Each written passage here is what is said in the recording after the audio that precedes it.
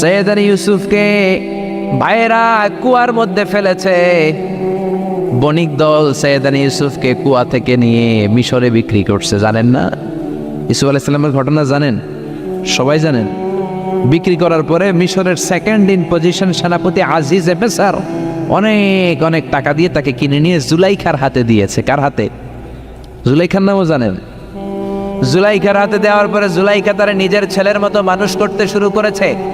কিন্তু সৈয়দনা ইউসুফ যখন যুবক হয়ে গিয়েছে, ওনার চেহারা এত সুন্দর ছিল, জুলাইখা নিজেই ইউসুফের প্রেমে পড়ে গিয়েছে। নাউজুবিল্লাহ পড়েন। জুলাইখা বলে, ইউসুফ আমি তোমারে ভালোবাসি। ইউসুফ কয়, আমি আল্লাহরে ভালোবাসি। জুলাইখা বলে, ইউসুফ আমি তোমার সাথে প্রেম করতে চাই। ইউসুফ বলে, আমি কার সাথে প্রেম করতে চাই? প্রেমের কথা কি বললেই হয়? বেটা বলে হইতে হবে না? প্রেম তো চরের জমি নয়, জবরদখল করে হয়। প্রেমের দখল নিতে হলে প্রেমেই নিতে হয়, ঠিক কি না? জুলাইখা বলে, আমি তোমারে ভালোবাসি, আমি তোমার প্রেমে হাবুডুবু খাই। ইউসুফ বলে, আমি কারে ভালোবাসি? কোনোভাবেই ইউসুফরে রাজি করাতে পারে না। জুলাইখার একটা দাসী ছিল, দাসীর নাম কালিমামা। জুলাইখা কালিমামারে বলে, ও কালিমামা, কোনোভাবে ইউসুফরে বুঝাতে পারলাম না, একটা কাজ করবা, আজ রাত 12টার দিকে আমার গোপন কক্ষে নিয়ে আসবা। ওই গোপন কক্ষে যেতে বড় বড় 60টা দরজা পার হইতে হয়। কয়টা? 60টা দরজায় বড় বড় 60টা তালা লাগাবা, তারপরে ইউসুফরে আমার কাছে নিয়ে আসবা। ওই প্রাসাদটা আমি নিজে দেখে এসেছি, যে প্রাসাদের মধ্যে সৈয়দনা ইউসুফ আলাইহিস সালাম আর জুলাইখার এই ঘটনাটা ঘটেছে। মিশরে একটা থানা আছে, ওই থানার নাম বাতরিশিন। ওই বাতরিশিন থানায় একটা এলাকা আছে নাম আজিজিয়া। এই আজিজিয়া এলাকাতে এই প্রাসাদ তুফানের কবলে এখন ভেঙে পড়েছে। তার পাশেই আছে সিজনি ইউসুফ, ইউসুফের জেলখানা। এই জেলখানাটা আমি দেখে এসেছি। এই জেলখানাতে ইউসুফ আলাইহিস সালাম 10 বছর জেলে বন্দী ছিল। মিশর একটা পাহাড় আছে, তুর পাহাড়। সেই তুর পাহাড়ের উপরে উঠে সৈয়দনা মূসা আলাইহিস সালাম 2 বার আল্লাহর সাথে কথা বলেছেন, অনেকবার আল্লাহর সাথে কথা বলেছেন। ওই তুর পাহাড়ে আমি 2 বার উঠেছি। ওইটার উপর একটা মসজিদ আছে, একটা গির্জা আছে, একটা সিনাগোগ আছে। 3 ধর্মের লোকদের কাছে ওইটা পবিত্র জায়গা, সবাই যায়। আমরা মুসলমানরাও যাই, ইহুদিরাও যায়। ইহুদিরা সিনাগোগে যে ইবাদত করে, খ্রিস্টানরা চার্চের ভেতরে, গির্জার ভেতরে যে ইবাদত করে, আমরা মসজিদের ভেতরে যে জিকির করি। কার? লা ইলাহা লা ইলাহা ইল্লাল্লাহু মুহাম্মাদুর রাসূলুল্লাহ সাল্লাল্লাহু আলাইহি ওয়াসাল্লাম। এজন্য রব্বুল আলামিনের এমন ক্ষমতা, ছোট্ট বাচ্চার মুখেও জবান দিয়ে দিতে পারে কে? সৈয়দনা ইউসুফ আলাইহিস সালাম যখন যুবক হয়ে গেলেন, ওনার প্রেমে মাতোয়ারা।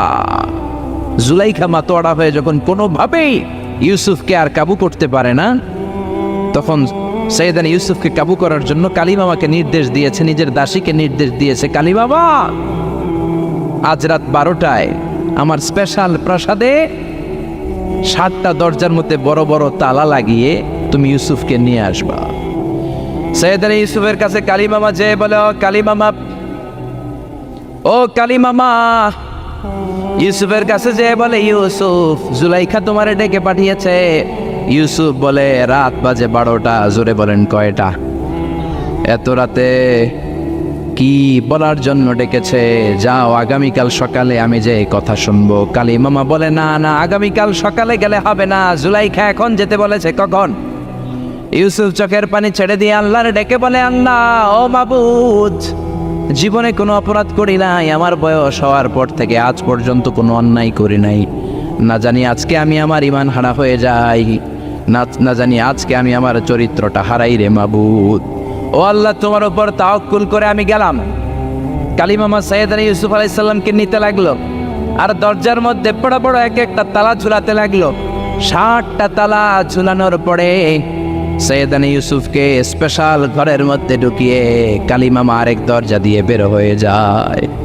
এখন ওই স্পেশাল গোপন কক্ষের মধ্যে শুধু 2 জন মানুষ, একজন নারী আরেকজন পুরুষ। চিল্লায় বলেন, একজন আরেকজন পুরুষ।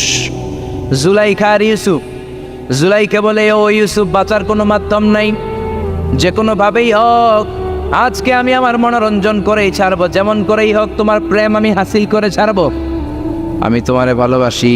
সৈয়দনা ইউসুফ বলে আমি আল্লাহরে ভালোবাসি। কারে ভালোবাসি? সুবহানাল্লাহ বলবেন না? জুলাইখা বলে আমি তোমারে ভালোবাসি। সৈয়দনা ইউসুফ বলে ও জুলাইখা আমি আল্লাহরে ভালোবাসি। একের পর এক জুলাইখা তার দেহের কাপড় খুলতে শুরু করেছে, নিজেকে উপস্থাপন করতে শুরু করেছে। আল্লাহর নবী ইউসুফ ডান দিকে দৌড় দেয়, আবার বাম দিকে দৌড় দেয়। জুলাইখা বলে ইউসুফ বাঁচার কোনো মাধ্যম নাই, কারণ বড় বড় 7টা তালা 7টা দরজার ভেতরে আছে না নাই? আরো জোরে বলেন আছে রাডাই। পালানোর কোনো মাধ্যম নাই, যে কোনো ভাবেই হোক আমার হাতে তোমার ধরা দিতে হবে। সৈয়দনা ইউসুফ চোখের পানি ছেড়ে আল্লাহরে ডেকে বলে আল্লাহ জীবনে কোনো অপরাধ করি নাই, এই বিপদ থেকে তুমি আমারে বাঁচাও। আল্লাহ বললেন জিব্রাইল যাও যাও তাড়াতাড়ি তুমি ইউসুফের কাছে যাও, আমার নবী ইউসুফরে বাঁচাও। আমার নবী ইউসুফের কানের সামনে যে বলো ইলানা হিয়াতিল বাব, দরজার দিকে দৌড়াও। কোন দিকে? আরো জোরে বলেন কোন দিকে? ইলানা হিয়াতিল বাব, দরজার দিকে দৌড়াও। সাইয়েদনা জিব্রাইল বলে আমি পৃথিবীতে আমার পুরো জীবনে মাত্র কয়েকটা সময়ে খুব দ্রুত বাতাসের বেগে নেমে এসেছি। এর মধ্যে ওই দিন যেদিন ইউসুফের কাছে ঈমান বাঁচানোর জন্য আল্লাহ আমারে পাঠিয়েছিল। আরেকদিন হচ্ছে যেই দিন ইসমাইলকে বাঁচানোর জন্য আল্লাহ আমারে দুম্বা দিয়ে পাঠিয়েছিল। আল্লাহু আকবার।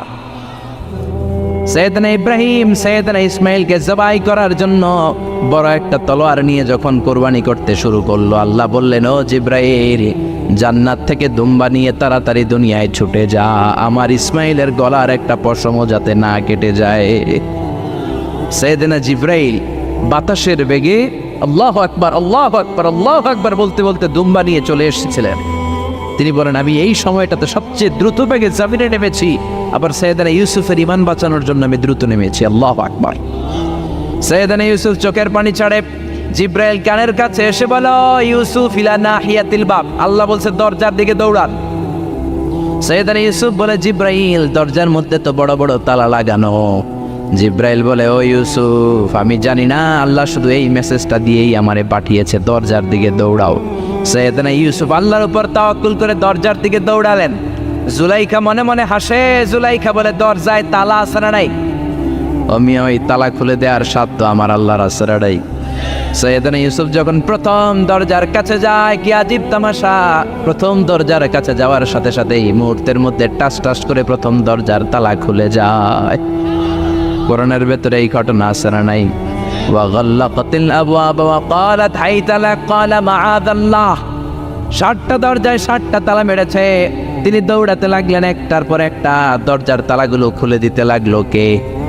মুসার মতো ঈমান হলে রাস্তা হবে সাগর জলে, ইউসুফের মতন ঈমান হলে একে একে দরজা খোলে। ইব্রাহিমের মতন ঈমান যদি আজও থাকে বিদ্যমান, অগ্নিকুণ্ডে দেখতে পাবে খুবসুরত এক ফুলবাগান। সুবহানাল্লাহ। 6টা দরজার তালা খুলে যাওয়ার পরে 7ম দরজার সামনে যখন সৈয়দনা ইউসুফ এসেছে, আল্লাহু আকবার বলে দরজার মধ্যে ধাক্কা দেয়, কিন্তু দরজা খুলে না। পিছন দিয়ে জুলাইখা আসরা নাই, আউলাকে সে পাগলা বেশে জুলাইখাও দৌড় দিয়েছে সৈয়দনা ইউসুফকে ধরার জন্য। ঠিকই ধরে ফেলেছে। সৈয়দনা ইউসুফের জামায় ধরে টান দেয়াতে সৈয়দনা ইউসুফ আলাইহিস সালামের জামার পেছন দিয়ে ছিঁড়ে গিয়েছে। ইন দ্য মিন টাইম দরজাটাও খুলে গিয়েছে। দরজা খুলে যাওয়ার পরে দুইজন তাকিয়ে দেখে আজিজ মেসের দাঁড়ানো, জুলাইখার স্বামী দাঁড়ানো। জুলাইখার স্বামী এই দৃশ্য দেখে তো অবাক, কিরে রাত বাজে 2টা, ইউসুফ হাঁপাচ্ছে ঘামাচ্ছে আর জুলাইখার দেহের কাপড় চোপড়ের অবস্থা ভালো না। কি ঘটনা ঘটেছে আমার বলো। ফালিয়াতাকাল্লাম আহাদুকুমা শাইআন, দুজনের একজন আমাকে কিছু তো বলো। কেউ কিছু বলে না। জুলাইখা সামনে এসে বলে আজিজে মেসর, দুধ কলা দিয়ে আমরা এতদিন সাপ পুষেছি, আজকে গভীর রাতে 7 দরজায় 7টা তালা মেরে ইউসুফ আমার ইজ্জতহানির জন্য করে হামলা দিয়েছে। হাসানা মিসা সোরের মার বড় গলা, যুগে যুগে আসে না নাই? আইজে মেসর বলে তোমার কোনো সাক্ষী আছে? জুলাইখা কয় আছে। কে সাক্ষী? আমার দাসী কালী বাবা। এই কালী বাবা সত্যি নাকি? কয় 100% সত্য। এরকম সাক্ষী বাংলাদেশেও আছে না নাই? ঘটনার সময় জন্ম হয় নাই, ঘটনার সময় বয়স ছিল 2 মাস, কিন্তু সাক্ষী দেয়। ওই সাক্ষীর উপর ভিত্তি করে রায় হয়, ওই সাক্ষীর উপর ভিত্তি করে বিচার হয়, ওই সাক্ষীর উপর ভিত্তি করে জেল হয়, ফাঁসি হয়। আছে না নাই? জোরে বলেন আছে না নাই? আইজে মেসের বলে, ও ইউসুফ, কেমন করে এই কাজ করলা? তোমার মৃত্যুদণ্ড দেয়া হবে, এখনই মৃত্যুদণ্ড দেয়া হবে। জল্লাদের কাছে তোমার যাওয়ার দরকার নাই, জল্লাদ তোমার সামনে এসে এখনই তোমার ঘাড় কেটে ফেলবে, মাথাটা দেহ থেকে আলাদা করে দিবে। তোমার কোনো সাক্ষী থাকলে বলো। সাইয়েদনা ইউসুফ বলে, আমার কোনো সাক্ষী নেই। আল্লাহ বললেন, জিব্রাইল তাড়াতাড়ি যা, ইউসুফের কানের কাছে যে বল, জুলাইখার খালাতো বোন গতকাল প্রাসাদে বেড়াতে এসেছে।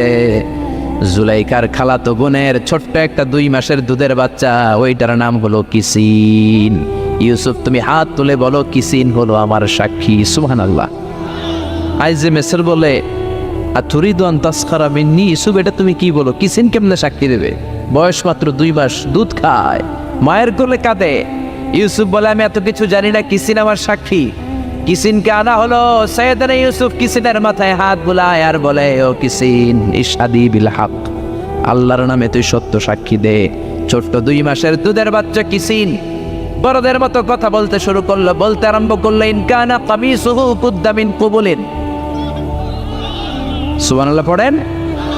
ইন কানা কামিসুহু কুদ্দা মিন কুবুলিন ফাসাদাকাতু হুয়া মিনাল কাযিবিন ওয়া ইন কানা কামিসুহু কুদ্দা মিন দুবুরিন ফাকাযাবাতু হুয়া মিনাস সাদিকিন। ও আজিজে মিসর, ইউসুফের জামা চেক করো, জামার সামনের দিক দিয়ে ছেঁড়া হলে ইউসুফ দোষী, আর জামার পেছনের দিক দিয়ে যদি ছেঁড়া থাকে তোমার বউ জুলাইখা দোষী। জামার কোন দিক দিয়ে ছেঁড়া? জোরে বলেন। ছোট্ট কিসিনের সাক্ষীর মাধ্যমে সাইয়েদনা ইউসুফকে বাঁচায়া দিল কে? আরো জোরে বলেন, কে? আল্লাহ বলছেন, ওয়াকাদা রাব্বুকা আল্লা তা'বুদু ইল্লা ইয়্যা ওয়া বিল ওয়ালিদাইনি ইহসানা। আমি আল্লাহর স্পেশাল 2টা ফয়সালা আমি তোমাদেরকে জানিয়ে দিচ্ছি। 2টা ফয়সালা। কয়টা? 2টা সিদ্ধান্ত। কয়টা? এই সিদ্ধান্তগুলা অনড় সিদ্ধান্ত, এটার কোনো নড়চড় নাই। আর ফয়সালা সিদ্ধান্তগুলো দিয়েছে কে? 1 নম্বর ফয়সালা হচ্ছে, আল্লাহ তা'বুদু ইল্লা ইয়্যা, তোমরা কারো ইবাদত করতে পারবে না একজনের ছাড়া, তিনি কে? এজন্য রব্বুল আলামিন বলেন, ওয়াকাদা রাব্বুকা আল্লা তা'বুদু ইল্লা ইয়্যাহু ওয়া বিল ওয়ালিদাইনি ইহসানা। আমি আল্লাহর স্পেশাল ফয়সালা, আমি আল্লাহর অনড় সিদ্ধান্ত, যেই সিদ্ধান্ত কোনোদিন নড়বে না, যেই ফয়সালার কোনো নড়চড় হবে না, ওই ফয়সালার প্রথম ফয়সালা হলো ইবাদত হবে একজনের, তিনি কে? আবার আল্লাহ বললেন, মানব জাতি, জিন জাতি, এই 2টা জাতিকে আমি সৃষ্টি করেছি শুধু আমার ইবাদতের জন্য, ঠিক কি না? আমা খালাকাতুল জিন্না ওয়াল ইনসা ইল্লা লিয়াবুদুন। মানব জাতি, জিন জাতি সৃষ্টির মূল উদ্দেশ্য, লক্ষ্য শুধুমাত্র আমি আল্লাহর ইবাদত করা। সুবহানাল্লাহ। আবার এই পৃথিবীতে যত নবীরা এসেছেন, সব নবীদেরও একই দাওয়াত ছিল, কমন দাওয়াত, কমন মিশন, কমন কথা, ইয়া কওমি ইবুদুল্লাহা মা লাকুম মিন ইলাহিন গায়রুহু। ও আমার কওমের লোকেরা, ও আমার উম্মতেরা, ও আমার স্বজাতির লোকেরা, খবরদার, ইবাদত করলে একজনের করবা, তিনি কে?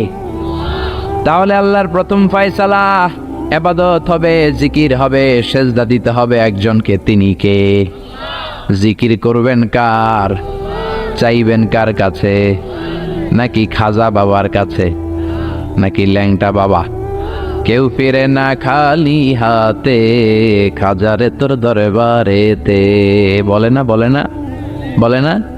আরে কত দরবার থেকে কত মানুষ খালি হাতে ফিরে আসে। দামি মোবাইল নিয়ে ঢুকছে, চোরে মোবাইল চুরি করে নিয়ে গেছে, এখন মোবাইল তো নাই, খালি হাতে ফিরে আস, কি করবে? দামি জুতা নিয়ে ঢুকছে, জুতা চুরি হয়ে যায়, ধাক্কা ধাক্কিতে জুতা চুরি হয়, তো খালি পায়ে ফিরে আসে, আছে না নাই? আমি একটা দরবার থেকে কেউ কোনোদিন খালি হাতে ফিরে না। দরবারটা কার দরবার? কেউ ফিরে না খালি হাতে, আল্লাহরে তোর দরবারেতে। বলেন, কেউ ফিরে না খালি হাতে।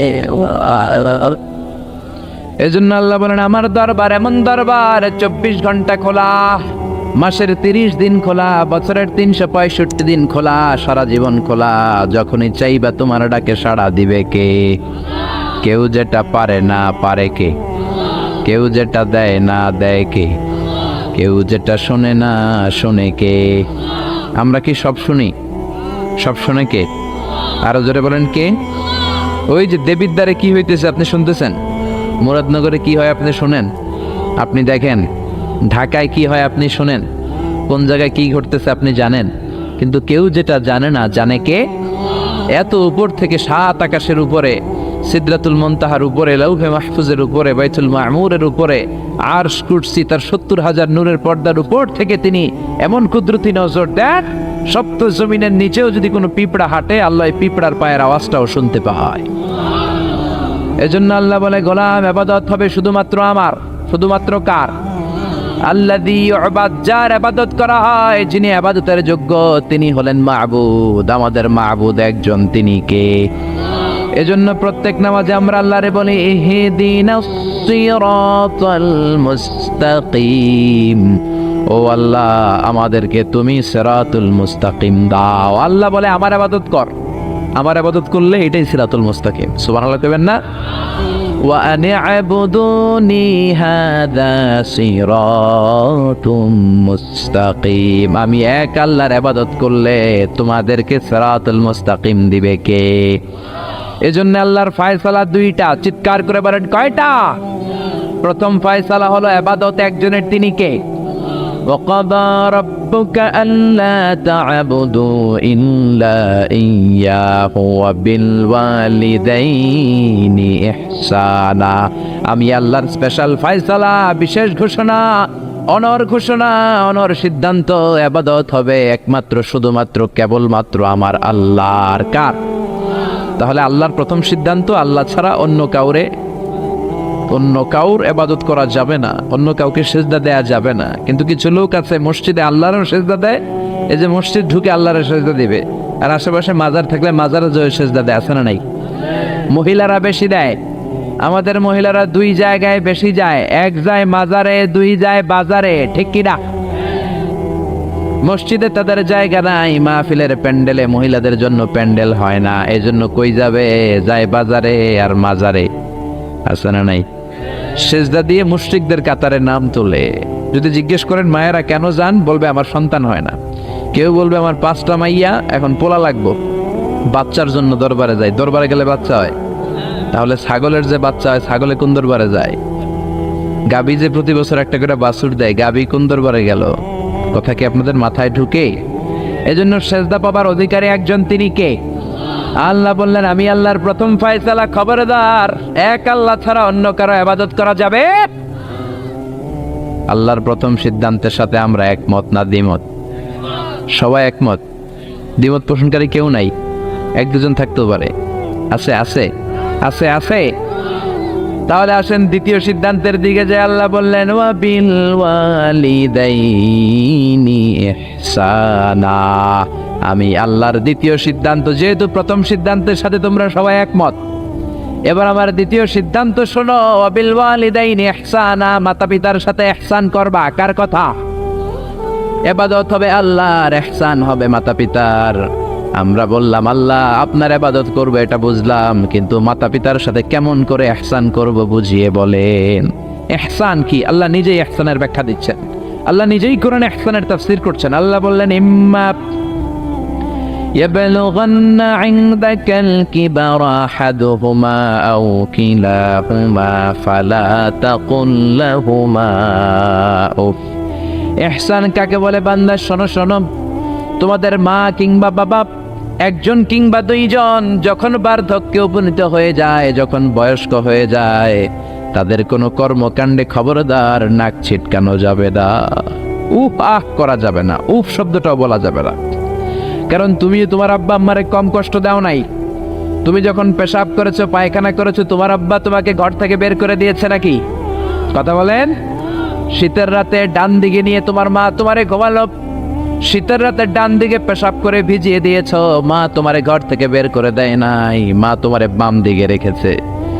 বাম দিকেও পেশাব করছো, মা তখনও বের করে দেয় নাই, বুকের উপরে রেখেছে। রাত 3টার দিকে, মাঘ মাসের শীতে, কনকনে শীতে, বুকের উপরে পেশাব করে মায়ের শাড়িটা ভিজিয়ে দিয়েছো, রাত 3টার দিকে উঠে তোমার মা আরেকটা জামা পরে আবার তোমারে বুকে নিয়ে ঘুমায়। তোমার মা কি তোমারে বের করে দিছে নাকি? পেশাব করে পায়খানা করে ঘরটারে তুমি ছারখার করেছো, তারপরে তোমার মা বাবা তোমারে বের করে দেয় নাই, তোমারে ঘর থেকে তাড়িয়ে দেয় নাই, তোমার এতিমখানায় রেখে আসে নাই। তোমার মা বাবা বয়স্ক হওয়ার কারণে তাদের কোনো কর্মকাণ্ডে খবরদার নাক ছিটকাবা না, এমনকি উফ আহ উফ শব্দটাও করা যাবে না। কার কথা? মা বাবা তোমারে ঘর থেকে যেমনি বের করে নাই, মা বাবা যেমনি তোমার এতিমখানায় দিয়ে আসে নাই, তেমনি তোমার মা বাবা যখন বয়স হয়ে যায়, বার্ধক্যে পৌঁছে যায়, মা বাবারে খবরদার বৃদ্ধাশ্রমে দিয়ে এসো না। কার কথা? বৃদ্ধাশ্রম বাংলাদেশে আছে না নাই? ছেলে আমার মস্ত মানুষ, মস্ত অফিসার, মস্ত ফ্ল্যাটে যায় না দেখা এপার ওপার, নানান রকম জিনিস আর আসবাব দামি দামি, সবচেয়ে কম দামি ছিলাম একে মাত্র আমি। ছেলের আবার আমার প্রতি অগাধ সম্ভ্রম, আমার ঠিকানা তাই বৃদ্ধাশ্রম। ঠিক কি না? কপাল পর অনেক ডাকাত আছে, মা বাবা বয়স হয়ে যাওয়ার কারণে তাদের কর্মকাণ্ডগুলো আর ভাল লাগে না, মা বাবারে বৃদ্ধাশ্রমে দিয়ে আসে। যেই ছেলে মেয়েগুলো মা বাবারে বৃদ্ধাশ্রমে দেয়, তোদের কপালে বুড়া হইলে বৃদ্ধাশ্রমও জুটবে না, বাঙ্গা থালা হাতে নিয়ে তুই ভিক্ষা করে খাবি। ঠিক কি না? এজন্য আল্লাহ বলে ইহসান কারে বলে, শোনো শোনো, ইম্মা ইয়াবলুগান্না ইনদাকাল কিবারা আহাদুহুমা আও কিলাহুমা ফালা তাকুল লাহুমা উফ। মা বাবা একজন কিংবা দুইজন যখন বার্ধক্যে উপনীত হয়ে যায়, খবরদার তাদের কোনো কাজে উফ শব্দটাও করো না। কে বললেন? জোরে বলেন না, কে বললেন? তারা পেশাব করবে, এটা তুমি পরিষ্কার করবা, না পারলে কাউরে দিয়ে করাবা। তারা যেমনি তোমারে বের করে দেয় নাই, তুমিও বের করে দিতে পারবা না, এটাই ইহসান। ঠিক কিনা? এজন্য আল্লাহ বললেন ওয়াবিল ওয়ালিদাইনি ইহসানা, মাতা পিতার সাথে ইহসান করবা, এটা আমার দ্বিতীয় সিদ্ধান্ত। আমরা বললাম আল্লাহ ইহসানের ব্যাখ্যা কি? আল্লাহ বললেন মা বাবা একজন কিংবা দুইজন যদি বয়স্ক হয়ে যায়, তাদের কোনো কাজে নাক ছিটকানো যাবে। 2 নম্বর ইহসানের ব্যাখ্যা, ওয়ালা তানহারহুমা, মা বাবারে ধমক দিও না। মা বাবারে ধমক দেয় এরকম বেয়াদব আছে না নাই? এরকম ডাকাইত আছে না নাই? এই এলাকায় নাই? অন্যান্য সবার সাথে খুব মিষ্টি ভাষায়, ভদ্র, খুব প্রেস্টিজিয়াস লোক, কিন্তু মায়ের সাথে খারাপ আচরণ, ধমকি দিয়ে কথা বলে, ঝিড়কি দিয়ে কথা বলে, মারে ডাকে বুড়ি, বাবারে ডাকে বুড়া, এরকম ডাকাত আছে না নাই? কেমন করে মারে তুমি বুড়ি বলে ডাক দাও? তোমার মা বাবা তো বুড়া বুড়ি হয়েছে তোমার কারণে, তোমারে মানুষ করতে যে তারা তাদের জীবন যৌবন শেষ করেছে, তোমারে লেখাপড়া করাতে যে তারা তাদের জমি জমা হারিয়েছে, তোমারে বিদেশে পাঠাতে যে তারা তাদের ভিটে মাটা ছাড়া হয়েছে। কেমন করে মারে তুমি বুড়ি ডাকো, বাবারে তুমি বুড়া ডাকো? খবরদার, আল্লাহ বললেন ওয়ালা তানহারহুমা, আব্বা আম্মা কাউরে তোমরা ধমক দিও না। ধমক দেওয়া যাবে? কথা বলেন। এরপর আল্লাহ বললেন ইহসানের 3 নম্বর ব্যাখ্যা, ওয়াকুল লাহুমা কওলান কারীমা, মা বাবা দুইজনের সাথে ভালো আচরণ করো, কোমল ভাষায় কথা বলো। কার আইন? আইনটা কার? যত কার্টিসি তুমি জানো, যত ভদ্রতা, যত পোলাইটনেস, যত হাম্বলনেস তোমার জানা আছে, সব ভদ্রতাকে উজাড় করে মা বাবার সাথে কথা বলো। চিল্লা এখন, ঠিক কি না? এরপর আল্লাহ বললেন ওয়াখফিদ লাহুমা জানাহায যুল্লি মিনার রাহমাতি ওয়া কুর রাব্বিরহামহুমা কামা রাব্বায়ানি সাগীরা। ওয়াখফিদ লাহুমা জানাহায যুল্লি মিনার রাহমা, রহমতের ডানা মা বাবার দুইজনের জন্য বিছিয়ে দাও। তোমার যত অর্থ আছে মা বাবার জন্য খরচ করো, তোমার যত ক্ষমতা আছে মা বাবা দুইজনের পায়ের সামনে ঢেলে দাও। ঠিক কিনা? আপনার সম্পদ আপনি মা বাবার জন্য ব্যয় করবেন, আপনার ক্ষমতা আছে মা বাবার পায়ের সামনে আপনি ক্ষমতা বিছিয়ে দেন, আপনার জীবনটার উজালা করে দিবে কে? আর আব্বা আম্মা একজন কিংবা দুইজন যদি এই ক্ষণস্থায়ী দুনিয়া ছেড়ে পড়ে চলে যায়, আব্বা আম্মার কবরের সামনে দাঁড়িয়ে দোয়া কর, রব্বিরহামহুমা কামা রাব্বায়ানি সাগীরা ওয়া কুর রব্বিরহামহুমা কামা রব্বায়ানি সগীরা। ও আল্লাহ, আব্বা আম্মা দুজন আমরা যখন ছোট ছিলাম আমাদেরকে যেমনি আদর দিয়ে, সোহাগ দিয়ে, ভালোবাসা দিয়ে আমাদেরকে কাছে টেনে নিয়েছে, আমার আব্বা আম্মা দুইজনকে তুমিও তোমার কাছে আদরের চাদর দিয়ে তোমার কাছে তুমি টেনে নিও। পড়ে না আমিন? আরো জোরে আমিন। এই জন্য আমার আল্লাহর স্পেশাল সিদ্ধান্ত কয়টা? প্রথম সিদ্ধান্ত ইবাদত হবে কার? দ্বিতীয় সিদ্ধান্ত ইহসান হবে কার সাথে? দ্বিতীয় সিদ্ধান্তের সাথেও আপনার একমত? এটাও দ্বিমত নাই? এই জন্য ইবাদত হবে আল্লাহর, ইহসান করতে হবে মাতা পিতার সাথে। ইহসান মানে ভালো আচরণ, ইহসান মানে খেদমত করা, ইহসান মানে কোমল ভাষায় কথা বলা, ইহসান মানে মা বাবা বেঁচে না থাকলে কবরের সামনে দাঁড়িয়ে দোয়া করা, ইহসান মানে টাকা পয়সা সব মাতা পিতার পায়ের সামনে বিছিয়ে দেয়া। ঠিক কিনা? এই পৃথিবীতে যত ভালো কাজ আছে এই সবগুলো ভালো কাজকে যদি একসাথে র্যাঙ্কিং করেন, র্যাঙ্কিং এ উপরের দিকে চলে যাবে মা বাবার খেদমত। কোন সুবহানাল্লাহ। এই জন্য এক সাহাবী বিশ্বনবীরে বললেন, ইয়া রাসূলুল্লাহ, ইয়া হাবিবাল্লাহ, আইয়ুল আ'মালি আফদাল। ও নবী, এই পৃথিবীর বুকে সব চাইতে ভালো আমল কোনটা? বিশ্বনবী বললেন, 3টা কাজ পৃথিবীর বুকে সব চাইতে ভালো। জোরে বলেন কয়টা?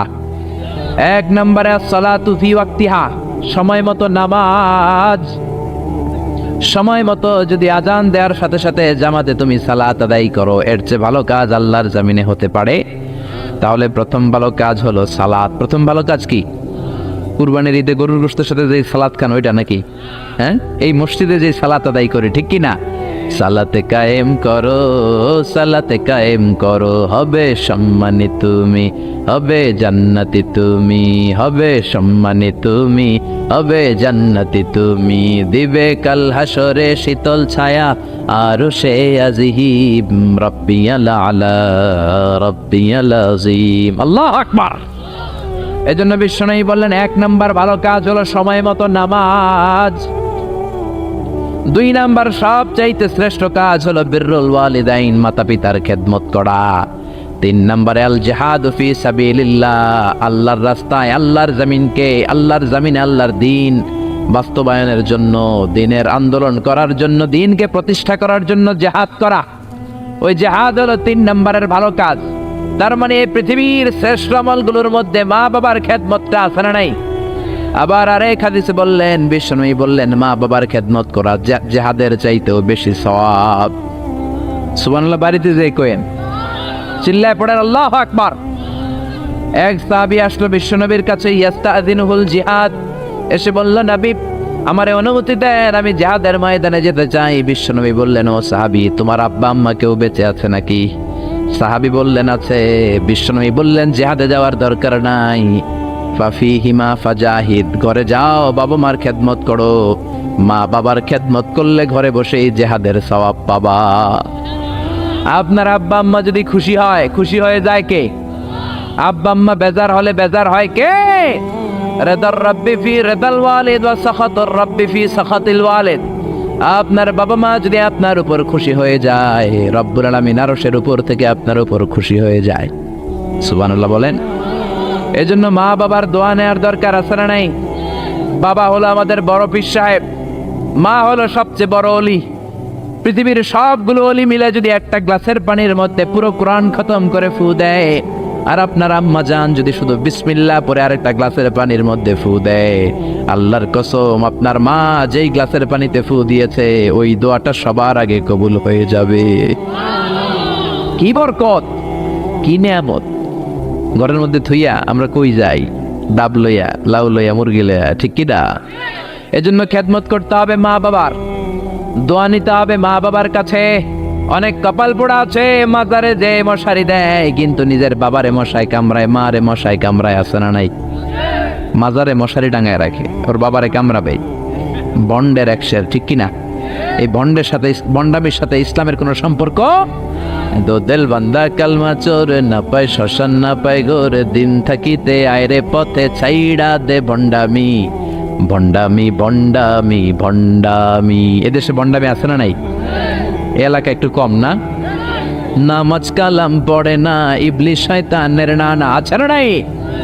নামাজ রোজা করে না, ইবলিস শয়তানের নানা, ধর্মের একখান খুঁটি ধইরা কয়দিন করবা হয়রানি। ভণ্ডামি ভণ্ডামি ভণ্ডামি, ছাইড়া দে ভণ্ডামি, ঠিক কি না? এজন্য এই ভণ্ডামির সাথে ইসলামের কোনো সম্পর্ক নাই। অনেক কপাল পোড়া মাজারে যে মশারি টাঙায়, কিন্তু নিজের মায়ের মশাই কামড়ায়, নিজের বাবারে মশাই কামড়ায়, আছে না নাই? পৃথিবীর সবাই মিলে দোয়া করলেও কবুল নাও হতে পারে, কিন্তু মা দোয়া করার সাথে সাথে এই দোয়াটা কবুল করে নেয় কে? এজন্য বিশ্বনবী বললেন, জান্নাত তোমাদের মায়ের পায়ের তলায়। আল জান্নাতু তাহতা আকদামি উম্মাহাতিকুম। ও দুনিয়ার মানুষেরা শোনো শোনো, 8টা জান্নাত আমি তৈরি করে রেখেছি তোমাদের জন্য, আর এই জান্নাতগুলো আছে তোমাদের মায়ের পায়ের তলায়। ওগো মা তুমি এই ধরনের শ্রেষ্ঠ নেয়ামত, তোমারই পদ তলে রয়েছে জান্নাত।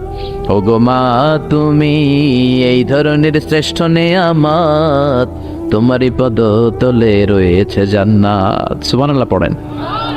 আমি এই পৃথিবীর পুরুষ মানুষগুলোর পায়ের নিচে থাকে জুতা, জুতার নিচে থাকে মাটি আর বালি, আর এই পৃথিবীর মহিলা মানুষদের মায়েদের পায়ের নিচে আল্লাহর জান্নাত আছে না নাই? জোরে বলেন। তাহলে যেই মায়ের পায়ের নিচে জান্নাত, ওই পায়ের দাম বেশি না কম? এই পৃথিবীটারে 1000 বার বিক্রি করলে বিক্রির টাকা দিয়ে জান্নাতের একটা চেয়ারের দাম হবে? আর যে 8টা জান্নাত মায়ের পায়ের নিচে পড়ে আছে, ওই পা দুইটার দাম আল্লাহর কাছে বেশি না কম? জোরে বলেন। এই জন্য দোয়া চাবেন মায়ের কাছে, দোয়া চাবেন বাবার কাছে, হাদিয়া দিবেন সবার আগে আম্মারে, সবার আগে আব্বারে। চাকরি থেকে বেতনটা পাওয়ার পরে ওইখান থেকে সবার আগে যেই টাকাটা হাতে তুলে দিবেন, ওই টাকাটা মায়ের হাতে দিবেন। কার কাছে? নাকি বউয়ের হাতে? বউয়ের হাতে দিবেন, কিন্তু আগে মায়ের হাদিয়া করবেন, ঠিক কি না? কারণ বউ গেলে বউ পাওয়া যায়, বন্ধু গেলে বন্ধু পাওয়া যায়, গার্লফ্রেন্ড চলে গেলে গার্লফ্রেন্ড পাওয়া যায়, মা চলে গেলে মা পাওয়া যায় নাকি? জোরে বলেন। মা চলে গেলে মা আর ফিরে আসে না। এজন্য বিশ্বনবী বলেন, জান্নাতের 2টা স্পেশাল দরজা আছে। এক দরজার নাম আব্বা, আরেক দরজার নাম আম্মা। এই 2টা দরজা আমাদের ঘরে আছে না নাই? এজন্য বিশ্বনবী বলেন, এই 2টা দরজার সাথে কেমন আচরণ করবা এটা তোমার ডিসিশন।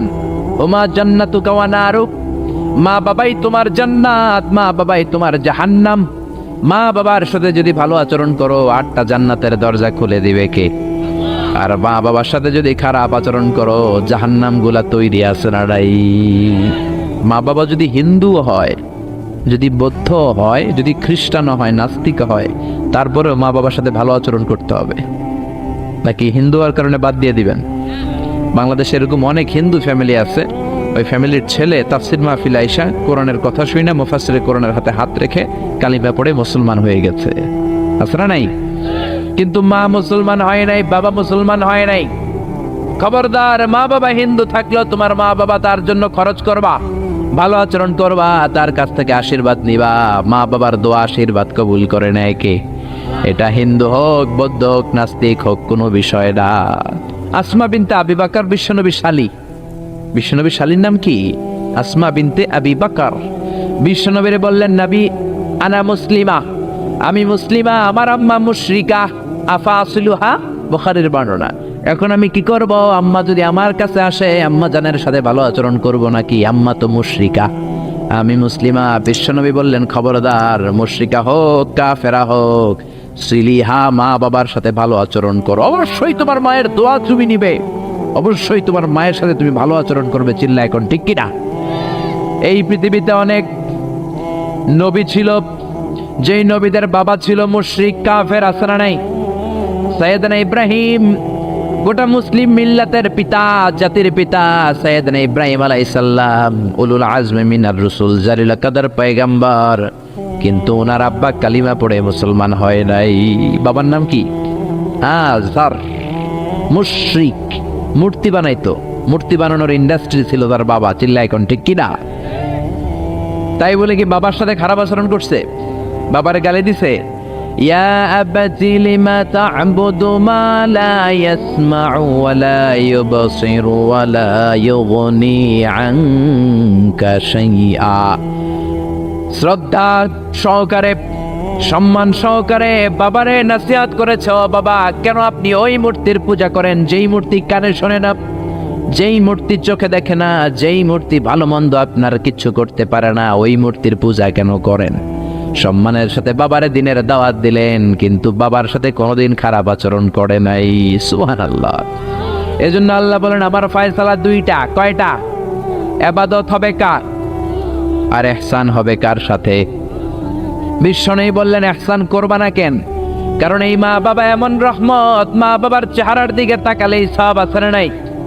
বিশ্বনবী বলতেন নাযার ইলা সালাসাতি আশিয়া ইবাদাত, তিনটা জিনিসের দিকে রহমতের নজর করে তাকালে আমলনামায় সওয়াব দেয় কে? এক নম্বরে নাযার ইলাল মুসহাফ, কোরআনের দিকে রহমতের নজরে তাকালে সওয়াব আছে না নাই? দুই নম্বরে নাযার ইলাল কাবা, হজ করতে গেলেন, উমরা করতে গেলেন, কাবার দিকে নজর দেওয়ার সাথে সাথে সওয়াব আছে না নাই? তিন নম্বরে নাযার ইলা ওয়াজহিল ওয়ালিদাইন, মাতা পিতার চেহারার দিকে রহমতের নজরে একবার তাকালে কবুল হজের সওয়াব দিবে কে? এক সাহাবী বললেন ও নবী গো, ওয়ালাউ মিআ মাররা, 100 বার যদি আমি আমার আম্মার চেহারার দিকে রহমতের নজরে তাকাই তাহলে কি 100টা কবুল হজের সওয়াব হবে নাকি? বিশ্বনবী বললেন নাম, ওয়ালাউ মিআ মাররা, 100 বার নজর করে তাকালে 100টা কবুল হজের সওয়াব হয়ে যাবে। 4 লক্ষ টাকা খরচ করে আপনি হজ করে আসছেন, বুকে হাত দিয়ে বলতে পারবেন নি যে হজটা কবুল? বলতে পারবেন? কোনো গ্যারান্টি ওয়ারেন্টি আছে? আছে আছে। কিন্তু মা বাবার চেহারার দিকে নজর করলে কবুল হজের সওয়াব আমলনামায় দিবে কে? মা বাবা এমন জিনিস, দোয়া করলেই কবুল। মুহূর্তের মধ্যে মায়ের দোয়া কবুল করে কে? মায়ের শুধু দোয়াটাই কবুল না, বদদোয়াটাও কবুল। যদি শুধু দোয়াটা কবুল হইতো তাহলে বলতে পারতাম আরে দোয়া না করলে কি হয়েছে। কিন্তু শুধু দোয়াই না, দোয়াও কবুল, বদদোয়াও, দোয়াও কবুল, বদদোয়াও। এজন্য মা বাবার ছেলে মেয়েদের উদাহরণ হচ্ছে তরমুজ আর ছুরির মতো। মা বাবা হলো ছুরি, ছেলে মেয়ে হলো তরমুজ। তরমুজ নিচে রেখে উপর থেকে ছুরি মারলে তরমুজ কেটে যায়, আবার নিচে ছুরি রেখে উপর থেকে তরমুজ ফেলে দিলেও তরমুজ কেটে যায়। উভয় অবস্থায় তরমুজ কেটে যায়, ছুরির কিছু হয় না, ঠিক কি না? আপনি বুলেট মারলে অনেক সময় বুলেট মিস হতে পারে, নাকি বুলেট মিস হয় না? গুলি মারলে হয় না? হয় না? ড্রোন হামলা করলেন, মিসাইল হামলা করলেন, মিস হতে পারে, কিন্তু মায়ের দোয়া, জোরে বলেন না, মিস হবে? এজন্য বিশ্বনবী বলতেন সালাসু দাওয়াতিন মুস্তাজাবা, 3 ব্যক্তির দোয়া মুহূর্তের মধ্যে কবুল হয়ে যায়। 1 নম্বরে হলো দাওয়াতুল মুসাফির, মুসাফিরের দোয়া কবুল করে কে? 2 নম্বরে দাওয়াতুল মাজলুম, অত্যাচারিত ব্যক্তির দোয়া কবুল করে কে? 3 নম্বরে দাওয়াতুল ওয়ালিদাইনি লিওয়ালাদিহি, মাতা পিতার দোয়া, যখন মাতা পিতা ছেলে মেয়েদের জন্য দোয়া করে ওই দোয়াটাও কবুল করে কে? মাতা পিতার দোয়াও কবুল, বদদোয়াও। জোরে জোরে বলেন, দোয়াও কবুল, বদদোয়াও। বদদোয়া করলেও কবুল হয়ে যাবে। বুখারীর বর্ণনা, জুরাইজ নামে এক আল্লাহর ওলি ছিল। আল্লাহর ওলির নাম কি? আরো জোরে বলেন। জুরাইজ নামে এক আল্লাহর ওলি ছিল, বনি ইসরায়েলের অনেক বড় আবেদ। পাহাড়ের উপরে ওনার গির্জা, ওই গির্জার মধ্যে রাত্রিবেলায় তাহাজ্জুদ পড়তে পড়তে আল্লাহর ওলি হয়ে গেছে। ওই গির্জার পাশে ছোট্ট ঘর থাকে তার মা, রাত্রিবেলায় তাহাজ্জুদের নামাজ পড়ছেন। ওমিয়া তাহাজ্জুদ ছাড়া আল্লাহর ওলি হওয়া যায় নাকি? আমিনাল লাইলি ফাতাহাজ্জাদ বিহি নাফিলাতান লাকা আসা আন ইয়াবআসাকা রাব্বুকা মাকামাম মাহমুদা। তাহাজ্জুদের নামাজ পড়লে আপনার মর্যাদা বাড়ায় দিবে কে? উনি তাহাজ্জুদের নামাজ পড়তেছেন, রাত 2টা। ওনার মা ডাক দিল, ইয়া জুরাইজ, ও জুরাইজ। জুরাইজ মনে মনে ভাবে হায় হায়, নামাজেও দাঁড়াইলাম, মায়েও ডাক দিল, এখন কি করি? নামাজ পড়বো না মায়ের ডাকে সাড়া দেব? মনে মনে ভাবলো নামাজটা পড়ে নেই, 2 রাকাতের নামাজ, বেশি সময় লাগবে না। নামাজের পরে মায়ের কাছে যাব, হয়তো মায়ের পিপাসা লেগেছে, পানি খাবে। মায়ের ডাকে সাড়া দেয় নাই। কিছুক্ষণ পর আবার মা তার ডাক দিল, ইয়া জুরাইজ, ও জুরাইজ। জুরাইজ আবার নামাজ চালিয়ে গেল। মনে মনে ভাবলে একটু পরে যাই, নামাজটা শেষ করেই মায়ের কাছে যাব। মা কিছুক্ষণ পরে আবার ডাক দিল, জুরাইজ। জুরাইজ বলে হায় হায়, মা তো শুধু ডাকতেই থাকে, নামাজ পড়ে মায়ের কাছে যাব। কিন্তু মায়ের সহ্য হয় নাই, মায়ের মনে কষ্ট চলে আসছে। মা মনে ব্যথা পেয়ে গেছে, ব্যথা পাওয়ার সাথে সাথে বদদোয়া করে ফেলছে। আর ওই বদদোয়া কবুল করে ফেলছে কে? এজন্য মায়ের দোয়াও কবুল, বদদোয়াও। বদদোয়া করেছে, আল্লাহুম্মা লা তুমিতহু ইল্লা আন তুরিয়াহুল মুমিসাত, ও আল্লাহ কোনো বেশ্যা নারীর ফিতনায় না ফেলে তুমি জুরাইজকে মরণ দিও না। বদদুয়াটা কবুল করে নিল কে? কিছুদিন পরে আবার জুরাইজ তাহাজ্জুদের নামাজ পড়তেছে, এক বেশ্যা নারী এসে বলে, জুরাইজ দরজা খোলো। নক করতে শুরু করছে। দরজা খোলার পরে জুরাইজকে সে প্রলোভন দিতে শুরু করলো, বললো, দেখো কত সুন্দরী আমি অনন্য, আমি সুস্নিগ্ধা, আমি প্রিয়ংবদা, আমি সুহাসিনী, সুকেশিনী, সুভাসিনী, অসূর্যম পুষ্যা মেঘে কালো কেশ, হরিণের মতো ডাগর ডাগর আমার চোখ, দেখো আমি কত সুন্দরী, আসো আমরা প্রেম খেলায় মেতে উঠি। জুরাইজ বলে, আমি আল্লাহরে ভয় পাই, দূর হও, আমার গির্জা থেকে দূর হও। জুরাইজের সাথে সুবিধা করতে না পেরে বেশ্যা পাহাড় থেকে নিচে নেমে এসেছে। বুখারীর হাদিস। নিচে নেমে এসে দেখে এক রাখাল ঘুমায়। কে ঘুমায়? রাখাল রে ঘুম থেকে উঠিয়ে বলে, ও রাখাল, দেখো আমি কত সুন্দরী। রাখাল তার প্রেমের ফাঁদে পড়ে তার সাথে অবৈধ দৈহিক সম্পর্কে লিপ্ত হয়েছে, জেনা করেছে। ব্যভিচারের ফলে এই বেশ্যার পেটের মধ্যে সন্তান দিয়ে দিয়েছে কে? 3 মাসের ব্যবধানে বেশ্যার পেটটা এত বড় হয়ে গেছে। এলাকার লোকেরা বলে, ও মেয়ে, তোর তো বিয়ে হয় না, এই পেট বড় হইল কেন? বাচ্চা পাইলি কই? বেশ্যা বলে, আমার পেটের বাচ্চার বাবা হলে ওই আল্লাহর ওলি জুরাইজ। কথাটা হাসা না মিছা? কত পার্সেন্ট? জোরে বলেন। 100% মিছা? সবাই বলে, হায় হায়, এতদিন মনে করতাম আল্লাহর ওলি, এখন দেখি ভণ্ড। এতদিন পানি পড়ার জন্য যেতাম জুরাইজের কাছে, এখন দেখি ভণ্ড। উপর দিয়ে ফিটফাট, ভিতর দিয়ে সদরঘাট। উপর মে পাক সাফ, আন্দার মে খালাত মালাত। জুরাইজ, আজকে তোর 12টা বাজাবো, দাঁড়া। জুব্বা পড়ে তুমি বুজুর্গি দেখাও, আর রাতের বেলা আকাম কুকাম করো। লাঠি ছোটা নিয়ে সব পাহাড়ের উপরে উঠে গির্জা ভেঙে মেসাকার জুরাইজকে রশি দিয়ে বেঁধে নিচে নামিয়ে এনেছে। ও জুরাইজ, তোর মতো ভণ্ড এলাকায় থাকার দরকার নাই, তোরে ডেথ পেনাল্টি দিব, মৃত্যুদণ্ড। কি দণ্ড?